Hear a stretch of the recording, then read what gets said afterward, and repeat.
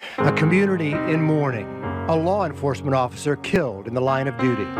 It's with a sad heart that I stand before you. A decorated Richmond County sergeant dies after a chemical leak, and the loss is personal. Sadly, not only a daughter has lost her father, a mother has lost her son, this community has lost a guardian, and I have lost a friend. Now, as the mourning begins, as the investigation continues, we're learning more about the actions of a hero. He knew the risk, and that's why he ordered his people to stay outside.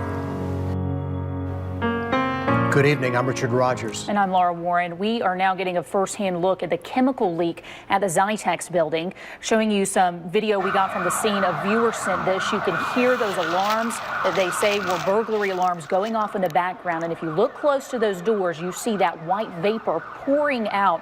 That's liquid nitrogen in its gas form pouring out of that building. We can all hear what sounds like some sort of alarm going off outside the facility, which would also make sense.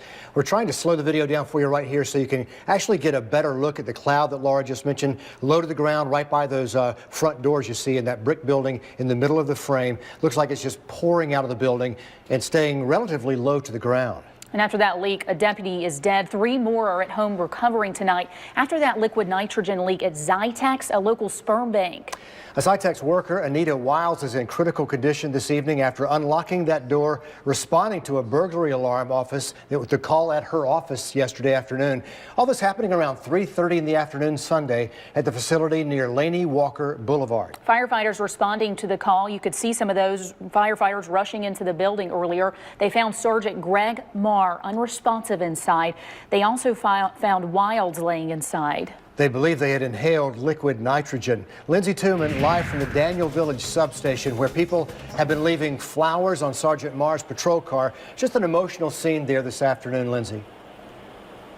It really has been. Right now it's pretty quiet out here, but if this is any indication of what we've been seeing, earlier today this started with just a couple of flowers and this wreath. Now you can see letters, flowers, ribbons, balloons, all a show of the vast amount of lives that Sergeant Marr touched. And one thing to know about Sergeant Marr, if this doesn't say it by itself, is that he was well loved. People actually had 2 nicknames for him, Big Red and Mother Goose, and he lived up to both of those today.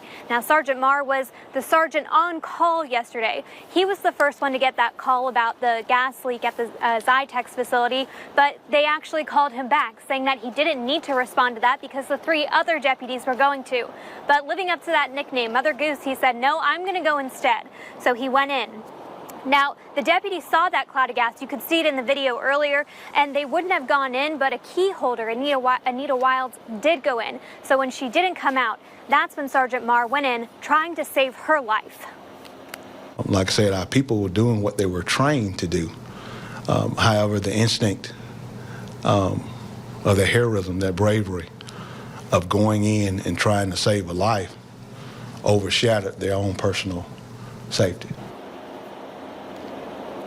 Now, his second nickname, Big Red, he was a tall man, taller than all of the other deputies there, and that's why he decided that he was going to go in, because they say he thought he would be above that cloud, but unfortunately he never made it out. Now, I want to show you again how many lives he's touched. This has just been a couple of hours, but folks coming here, not just from Augusta, from Columbia County, we've seen Georgia State Patrol troopers, a number of divisions across Augusta, even just families coming out here, hugging, holding hands, saying a prayer, a lot of tears out here, all showing what a great man he was and living up to a title people gave him a long time ago, a hero.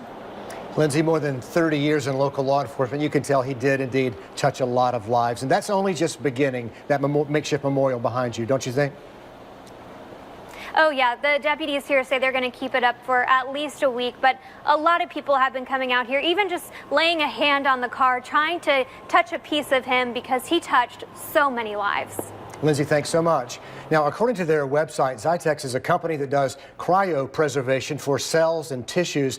They have locations here in Augusta, along with Atlanta and New Jersey. They store all kinds of tissues, including cord blood, embryo, eggs, ovarian tissue, and sperm. The company sent out a statement earlier this afternoon offering their condolences to Sgt Meagher's family and the family of their employee, Anita Wilds. Brittany McCoy live for us from Emmett Street, where Zytex had a staff meeting earlier today to talk about what happened and to talk about how to move forward. Zytex says none of the tissue stored here was compromised and all of their tanks are back running after they were turned off yesterday by the fire department.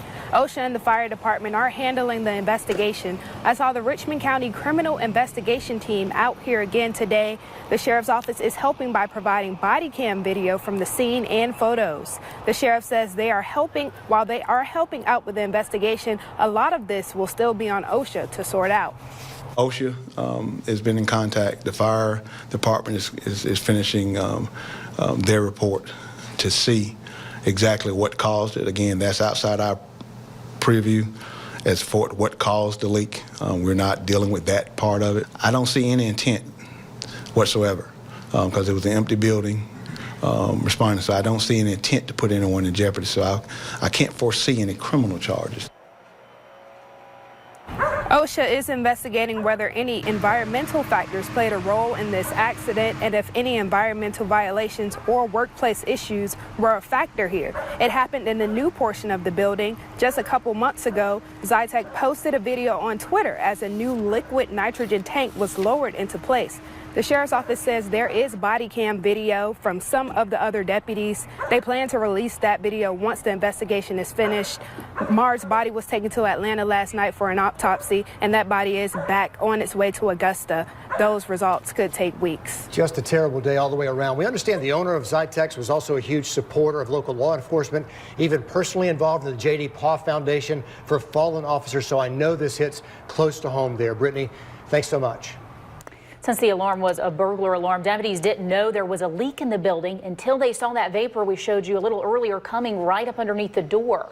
Liz Owens on your side. And Liz, do we know what triggered that liquid nitrogen pressure surge? Laura, we don't know the answer to that yet, but that is exactly what OSHA is investigating right now. What we do know, though, is that this is not the first time deputies have responded to an alarm at Zytex.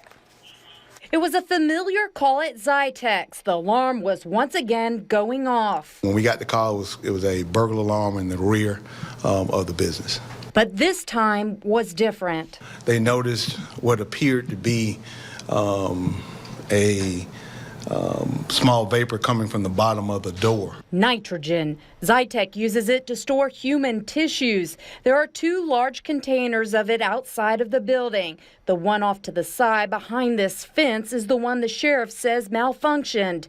It's part of an expansion to the building not yet open. 25 years ago, you go through basic training and they give you these scenarios of hazardous materials. They give you the placard sensors. In my 25 years career, I've never had to use them, never encountered them. But we see now that they're very real danger. When nitrogen is released, it takes up oxygen space in the air. Even 1 or 2 breaths can kill. And one of the deputies, Deputy Justice, actually donned her mask and went in and attempted to retrieve Sgt Meagher, but that mask was not geared for that particular chemical. And because of his size, she was unable to pull him out. Zytex would not answer any of my questions. In a written statement, they said we experienced a liquid nitrogen pressure surge. The FDA regulates and inspects tissue banks, but does not have specific requirements for the nitrogen storage tanks those businesses use. And again, in that statement, Zytex said their tanks are working now, and there was no damage to the tissues they store at their facility. And they're still working to find out what caused that leak or this pressure surge, but what typically causes something like that, Liz? Well, Zytex is not giving us any answers, but in my research, looking up online, several universities say pressure surges can occur when fluid velocity changes. I'm not a scientist, so I'm really trying to work to get that translated into language we all can understand, so we'll continue to follow this. All right, thanks for that, Liz. is. Now, liquid nitrogen itself is not toxic, but it is extremely cold. It freezes on contact. It can cause significant injury or death. About.com says when stored at normal pressures between -320 and -346 degrees Fahrenheit, it can cause instantaneous frostbite, as you would probably imagine. If it's in an area where oxygen is low, it turns into nitrogen gas, and it can cause gas asphyxiation. Back to Sgt Meagher now. His roots run deep with more than 30 years in local law enforcement. Christy Etheridge on your side with more on the man behind the badge. Guys who worked with him said he was the guy you wanted to have your back because his loyalty was as prominent as his presence in a room. For a man they thought was bulletproof, friends can't believe it was a chemical that took Sergeant Greg Meagher down. But they say it's no surprise he walked right into danger to help rescue someone else. He was a hero's hero. He had no fear when it come to saving people or working with people. Richmond County Coroner Mark Bowen came up the ranks with him, creating memories both in uniform and out. And actually, that's why I had stitches put in my chin right there. Greg threw me off the dock one time at the lake, and I busted my chin on the dock. So I've always said I've been marred. A play on his Irish name, for which he was very proud. Across the hall at the coroner's office, another friend and former narcotics partner, Kenneth Boose, who said he always knew that his friend would die a hero. And he almost did 13 years ago when Sergeant Meagher was shot in the chin during an undercover drug bust. Greg was conscious, did not panic. Understood what was happening to him at the time. Robert Partain, a lieutenant back in 2004, was just 75 yards away when it happened. That night, unmarked police cars filled the hospital parking lot outside the ER. That was the first time Big Red, as he was called, got some big prayers and beat the odds. You can't survive it, no matter what, and you have to have positively that you are going to live, no matter how bad the situation is. And he's been through several. His daughter died in March of 2016, leaving a family mourning a second time in just 1 year. And it's a tough day for all of us. Sheriff's Department, Coroner's Office, EMS, hospital was even upset. I mean, it's taking its toll.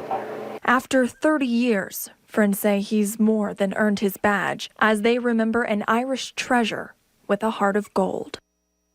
And guys, just besides being a devoted public servant for more than 30 years, he was a family man too. I mean, we just saw about the death of one daughter, but he leaves 3 other daughters behind, and you could tell he loved them very much. And a granddaughter as well. We understand he was a grandpa to kids as well. Sounds like a colorful character, but a law enforcement legend around these parts. Oh yeah, they say he was always smiling, always had your back. A lot of good stories about this guy. Thanks, Christy.